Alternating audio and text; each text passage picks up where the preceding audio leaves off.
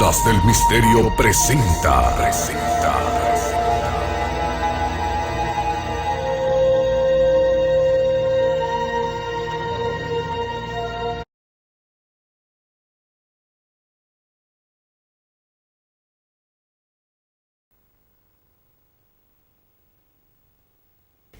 Este es uno de los muchos millones de meteoritos que cada año caen en la zona del silencio en México. No estoy exagerando. La mayoría de ellos son micrometeoritos, restos de otros que se desintegran al entrar en contacto con la atmósfera, pero también abundan los de regular tamaño como este y otros muchos más grandes, que a veces describen una órbita en torno a la Tierra porque han decidido caer en ese lugar y no en otra parte del mundo. ¿Qué hay allí? ¿Qué se esconde en el subsuelo de la zona del silencio? Algo que atrae a los meteoritos y que al mismo tiempo interfiere en las ondas hertzianas, dejando mudos a los aparatos de radio y a los transmisores. Algo que produce mutaciones en plantas y animales. Algo que atrae a las reses enfermas moribundas para morir a los pies de un cerro concreto de ese desierto.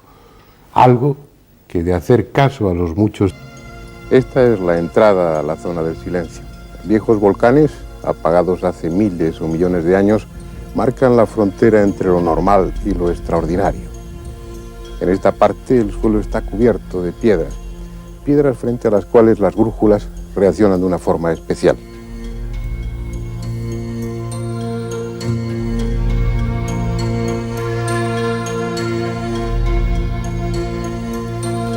Sin embargo, estas piedras no contienen hierro en sí mismas, no serían magnéticas por la propia naturaleza, están compuestas de carbonatos, silicatos, pero la caída, la lluvia constante de pequeños meteoritos, micrometeoritos de hierro las han ido empapando literalmente hasta transformarlas en rocas magnéticas, algo que aquel que se adentra en la zona del silencio debe tener en cuenta, porque su brújula no va a funcionar normalmente y tal vez pierda su rumbo.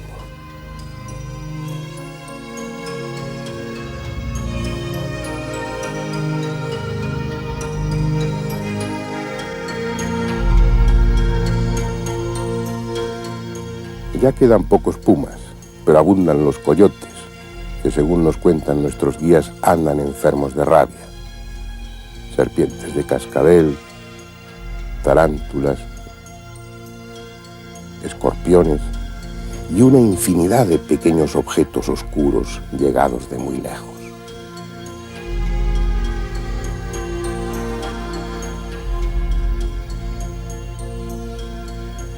Esta pequeña roca oscura ha recorrido miles de millones de kilómetros para llegar hasta aquí. En sí misma no es nada especial, es un trozo de meteorito de los muchos que caen. La Tierra está siendo bombardeada constantemente por estos proyectiles que llegan desde el espacio. Sin embargo, hay algo en esta parte del planeta, en esta zona del silencio, que atrae de una manera especial a los meteoritos. La densidad de su caída es infinitamente superior a la que puede producirse en cualquier otra parte del mundo. Lo que sucede es que la mayoría de esos meteoritos llegan fragmentados, pulverizados hasta el suelo. Pero vamos a hacer un pequeño experimento para que ustedes calibren la magnitud de esa lluvia constante de meteoritos. Esto es un imán.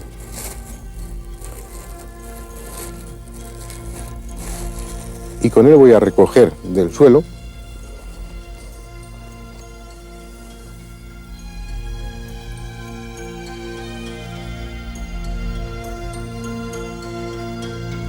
un polvillo oscuro. Este polvillo oscuro son micrometeoritos. Meteoritos de mayor tamaño se han llegado a contar hasta 38 en el espacio de 3 horas. Pero hubo uno muy especial, uno diferente a todos, hasta tal punto que recibió el nombre de meteorito razonante. Su historia la van a conocer a través del ingeniero Harry de la Peña, actualmente el rector del Instituto Superior de Ciencia y Tecnología de La Laguna, el mismo que puso nombre a esta zona. Doctor, hace más de 20 años aquí ocurrió algo verdaderamente insólito. algo que está fuera de toda lógica. ¿Qué fue lo que ocurrió? Bueno, posiblemente se refiere usted al hecho del meteorito inteligente o razonante, como se le ha llamado ahora. Resulta que la Venus 5, sonda soviética, que iba en una misión al planeta Venus, fue detectada por el laboratorio Jodler-Bank, el observatorio Jodler-Bank, que venía un objeto con velocidad de colisión probablemente con esta sonda soviética, y fue avisado a las autoridades para que pues hicieran lo conveniente. Ellos modificaron el rumbo de la sonda, pero curiosamente también el meteorito desvió su trayectoria en sentido contrario, como diciendo, para evitar chocar con ella. Llegó en forma tangencial a la Tierra y no entró directamente sobre el planeta, sino que circunvoló a aproximadamente 2/3 partes del planeta y vino a caer aquí precisamente a la zona de silencio. Pero ¿cómo es posible que un meteorito primero pueda desviar su trayectoria para no chocar con una sonda espacial y además circunvalar la Tierra para llegar aquí inteligentemente? ¿Esto puede hacerlo un meteorito? No, normalmente no lo hace un meteorito. Eso es precisamente la incógnita.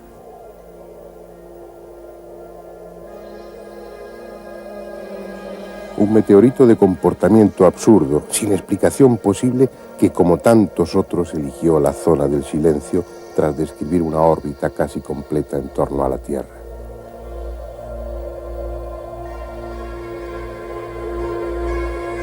¿Qué hay aquí? ¿Qué fuerza desconocida atrae a esos lejanos viajeros del espacio? Hubo uno que emprendió su viaje hace 15.000 millones de años, cuando el universo dejó de ser una idea para transformarse en materia.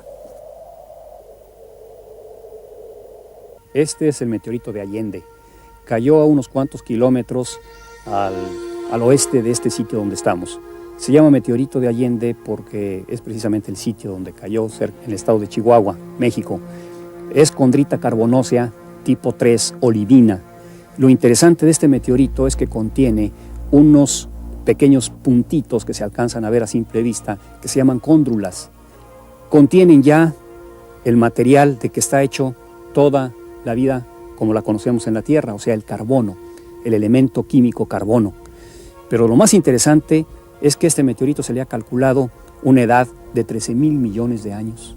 Es decir, es 3 veces más vieja que nuestro sistema solar, el cual tiene 4.500 millones de años de existencia, según los cosmólogos.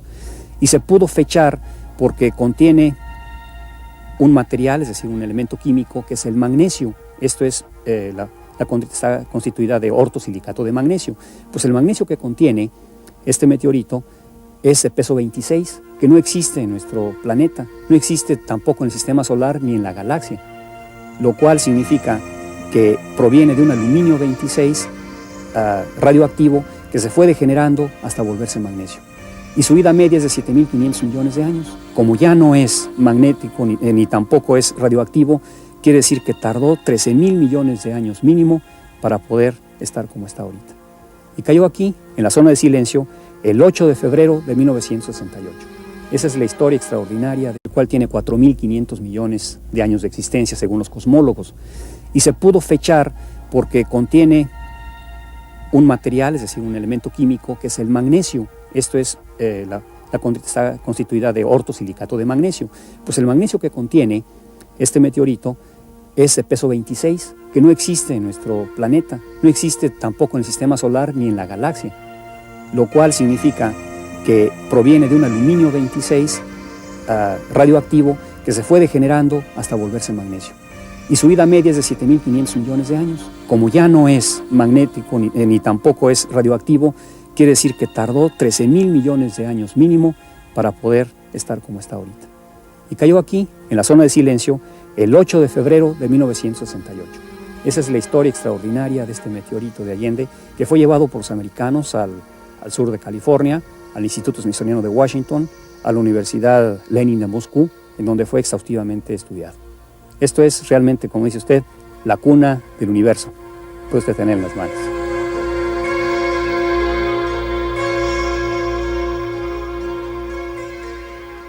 Tal vez la misma causa que hace de la zona del silencio el lugar donde los meteoritos aterrizan sea la que motiva el fenómeno que ha dado nombre a esta región. Un fenómeno igualmente inexplicado que el mismo Harry de la Peña descubrió hace ya muchos años. En esta zona las ondas de radio son absorbidas prácticamente por el sistema. Ahora, ¿qué explicación tenemos? No tenemos explicación actualmente. Existe una hipótesis. Esto fue un mar antiguo llamado el mar de Tetis. El doctor Richard W. Downs, físico grado A de la NASA, ha expresado esta teoría. Probablemente hace muchos millones de años cayó en esta extensión, que era un mar, un enorme meteorito que pudo haber sido de hierro níquel. Se hizo pedazos dentro de la Tierra, quedó como pasas en un pastel, y el movimiento de la Tierra provoca vórtices electrónicos que absorben las ondas de radio, las ondas hertzianas, y la persona o el equipo que esté parado dentro de ese ojo, digamos, del huracán, pero que pues es invisible porque son partículas cargadas eléctricamente, absorben las ondas de radio e impiden su propagación. Un vórtice de energía, un bombardeo de meteoritos y una lluvia intensa de radiaciones cósmicas que producen mutaciones en la fauna y en la flora. Como sucedió con las tortugas de este desierto.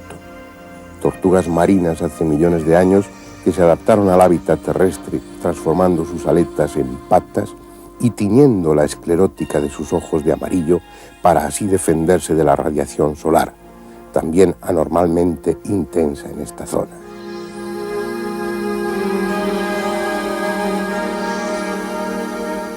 Mutaciones que tal vez afectaron a los hombres que en tiempos pasados vivieron aquí. Este es un túmulo funerario como tantos otros en cualquier otro continente. Pero no puede decirse lo mismo de los hombres que fueron enterrados en torno a su base. En esta tierra que hemos excavado había hace un año un esqueleto de un hombre de 2,5 metros de estatura. Solo quedan 2 fotografías como testimonio que se tomaron antes de volver a cubrirlo con la tierra. Pero ya no está, como tampoco están otros esqueletos de gigantes que se encontraron en esta zona. Se encuentran casi con toda seguridad en Estados Unidos, comprados por unos pocos pesos a los campesinos. Pero no son solo los antropólogos o los curiosos de antigüedades los que sienten interés por la zona del misterio. También los científicos y los militares del otro lado de la vecina frontera han hecho cuanto ha estado a su alcance para captar, para descubrir el secreto de la zona del silencio.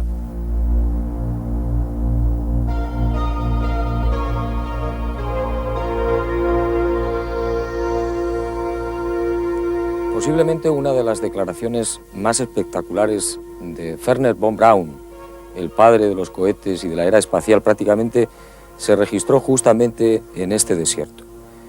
Hace aproximadamente 19 años, von Braun, de incógnito al principio, en una segunda visita posteriormente a los pocos días, hacía estas declaraciones a la prensa mexicana con motivo justamente de un acontecimiento realmente extraño. Si yo fuera un extraterrestre, dijo von Braun, no lo dudaría, escogería justamente la zona del silencio para descender sin que nadie pudiera captarme. En este lugar ni las ondas, ni los radares, ni los aparatos electromagnéticos podrían detectar el descenso de una nave extraterrestre. Realmente la afirmación de von Braun es impresionante, dada su prudencia. Como decía, la razón fundamental de la visita de este científico norteamericano a la zona del silencio se debía a un fenómeno, a un suceso realmente extraño. El 11 de julio justamente de ese año 1970 se produce en la base de Green River, en los Estados Unidos, en el estado de Utah, el lanzamiento de un cohete en una misión científica de exploración de la atmósfera, una CENA.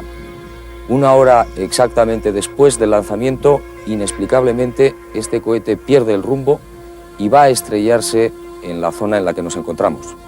Exactamente, aproximadamente a 1 kilómetro del cerro de San Ignacio, que se ve a nuestras espaldas.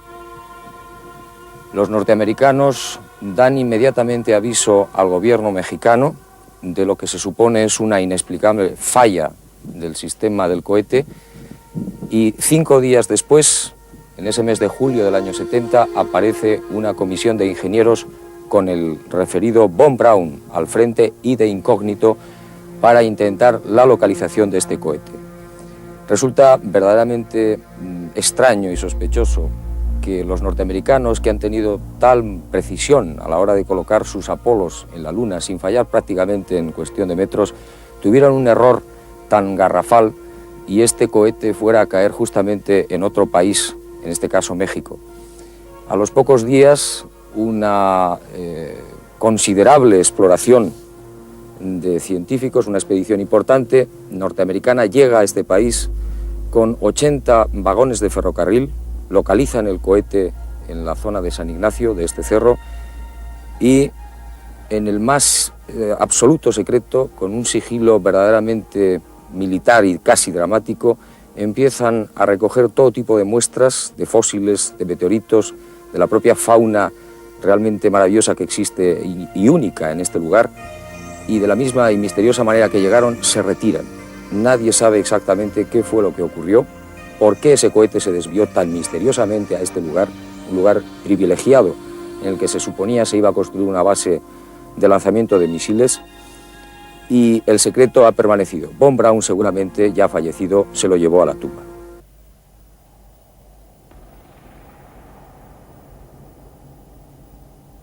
Nadie sabe lo que está sucediendo aquí, pero sea lo que sea, afecta a las ondas hertzianas, a la conducta de los meteoritos, a los genes de los seres vivos, e induce a los animales a comportarse de forma insólita. Porque en esta zona del silencio, los caballos y el ganado hacen lo mismo que los elefantes o las ballenas. Al sentirse próximos a la muerte, acuden a esta parte del desierto, como si su instinto les señalara que es este el lugar más adecuado para pasar a otro mundo lleno de verdes praderas.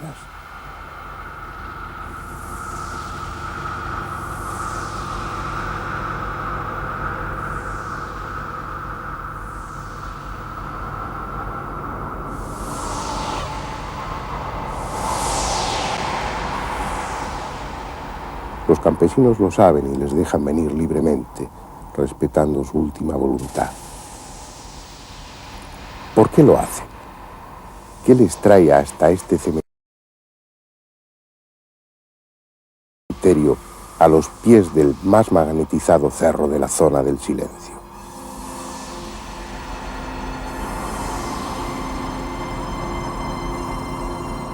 Puede que sin saberlo sea la misma razón que mueve a místicos y buscadores de otros estados de conciencia a venir aquí a hacer sus meditaciones o recitar sus mantras y dejar símbolos mágicos o cabalistas en el suelo, como un mudo reclamo para los seres espirituales o extraterrestres que muchos afirman haber visto por estos parajes desolados.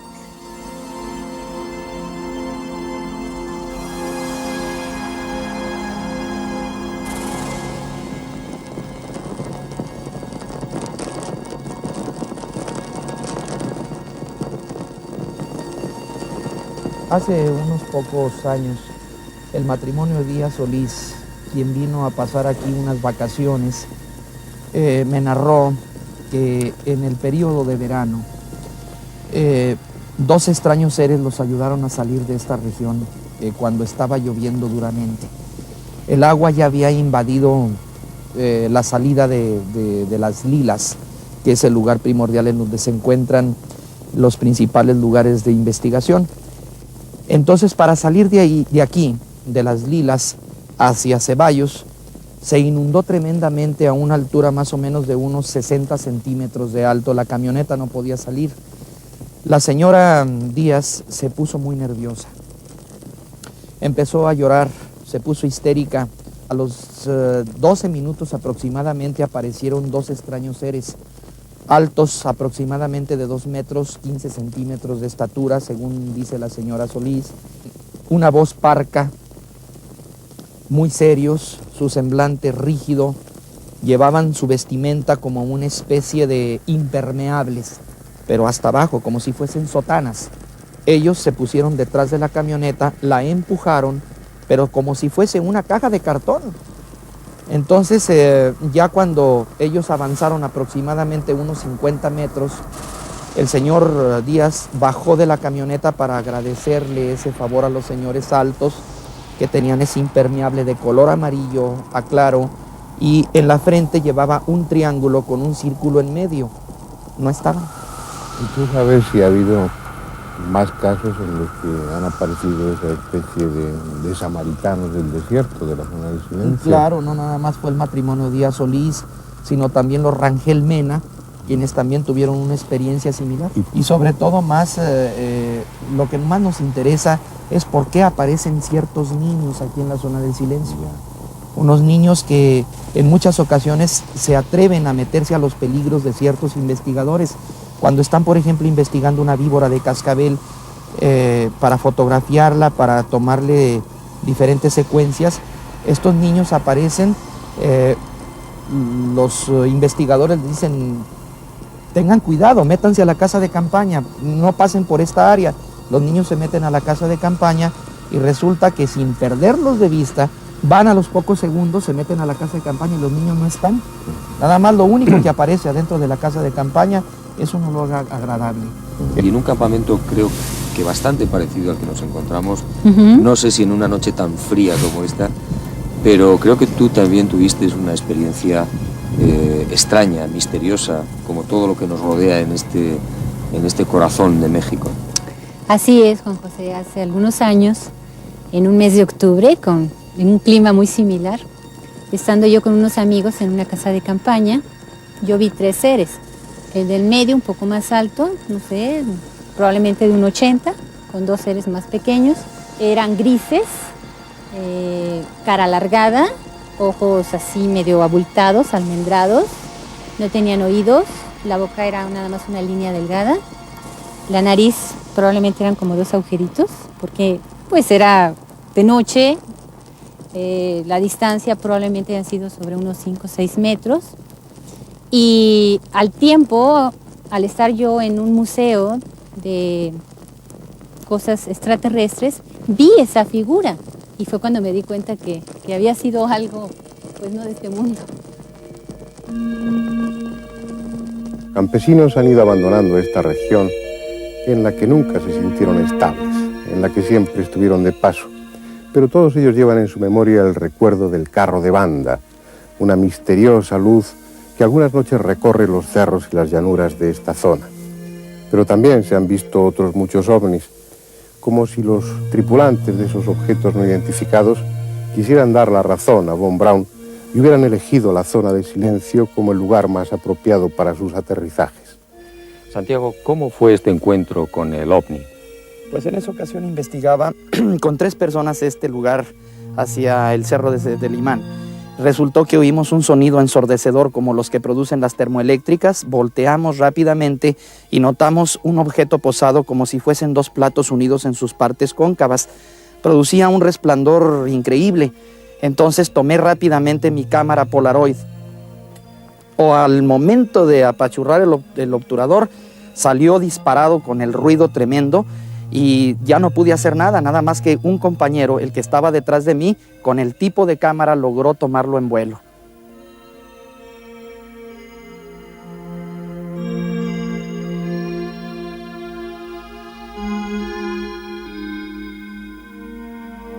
Nos vamos. Durante varios días y varias noches hemos preguntado a la zona del silencio cuál es su secreto, pero no ha habido respuesta. El paisaje, los animales y algunas personas que investigan lo que aquí sucede nos han confirmado con su testimonio que algo inexplicable ocurre en esta parte del planeta. Pero aparte de esa no hay otra respuesta. Por eso nos vamos, como tantos otros, dejando íntegro el misterio que envuelve a la zona del silencio.